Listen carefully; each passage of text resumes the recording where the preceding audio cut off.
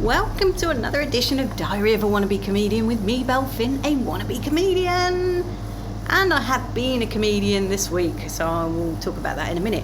But first of all, I joined the gym. That is such a massive achievement for me. I finally got round to doing it. I think I said I was going to do it a week or so back, and I didn't get round to it for various reasons. Largely because I'm a bit tight and I only wanted to pay on the day I was actually going to go to get the maximum benefit, because I've signed up for a year basically. And that didn't pay off. Just a little note of caution, they put the prices up in between, so I probably would have saved money if I'd have done it a couple of weeks ago. Never mind, I've done it now, and the reason I did it is because it is unbelievably hot and I went swimming, and it is a lovely pool.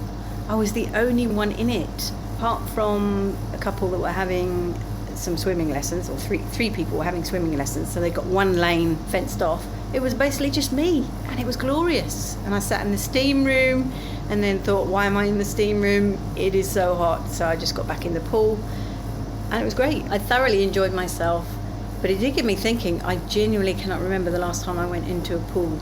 It's certainly not been in all the time I've been in central London, which is, coming up for 10 years.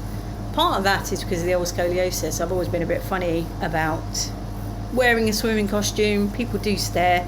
People are not kind. Well, I guess that's not unkind in itself, is it? But, it makes me feel awkward.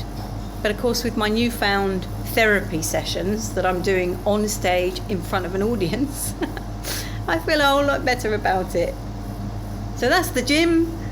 The gigs, I did 2 gigs this week. I did one on Monday, which was an American style open mic, and I got up on the stage and said I didn't know what the difference between an American style and a UK style open mic was, so I just bought a gun, which got a huge laugh actually. I was quite surprised. So I do apologise for my American listeners for stereotyping you there, but hey, I talk about the weather all the time.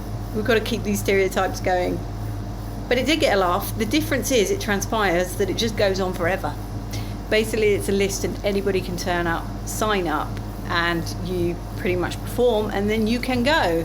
So if you're towards the end, you are performing to a tiny line at the back of the room. And it was just really odd. It was a very big room and there was just nobody in the front seats and everybody was sat at the back. So you've got this sort of muted laughter coming out of the darkness. But hey, it was an experience. I got through it. I learned a few things about telling jokes that I'm not doing very well. That is the point, I guess, of practicing. But Tuesday was much better. Tuesday was ping pong, and that's a little more user-friendly. It's run by a friend of mine and Matt's. Originally a friend of Matt's, but I believe she's a friend of mine as well. She gives great hugs, so I'm guessing she's a friend. But it's a little bit more cabaret. It's in Soho, it's in a gay venue, and the LGBTQAI+ community are very welcoming to all comedians. I actually had a really good gig, so much so that the audience started laughing before I'd even delivered a punchline. They were way ahead of me, and that's one of the ones I was struggling with actually, have been for a few days. So I realised, I changed the way I delivered it, and I realised that's the trick. You just got to deliver it in a different way, and then people get it and they laugh.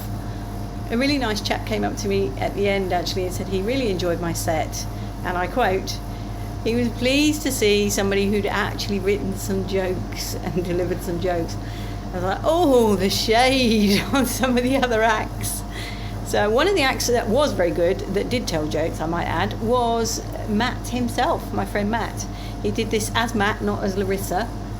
This is his straight set. And he was very funny. It was very good because I haven't heard it for a while, so I enjoyed that very much. He also sang a few songs. The lovely Cat was as delightful as ever. She is getting to be a really good host. I mean, she was always pretty good, but her jokes are seriously good for someone who's telling jokes in a second language. She leans on that Thai stereotype very much, and it really works for her. Very good night all round. I'm going to perform there again, I think, in November from memory, so I shall look forward to that. And then the other piece of news, nothing to do really with creativity or comedy, but a personal woohoo Prisoner Cell Block H is being run from the beginning on Channel 4. No, not Channel 4, Channel 5. I just love Prisoner Cell Block H so much. I remember watching it in the 80s. And then I actually owned the entire box set. So I watched all of them, I don't know, 10 years ago.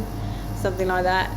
And thoroughly enjoyed it again. And now I'm getting a third run at it. So awesome. I'm sure there's people out there that have no idea what I'm talking about, but it's real iconic Australian soap. Started in the 70s actually, and it's about women in prison. It has been remade, I believe. I've not watched the remake because I just don't think you could improve on the original with the wonderful Bea Smith, Queen Bee. If you get a chance, check it out. Much love and gratitude.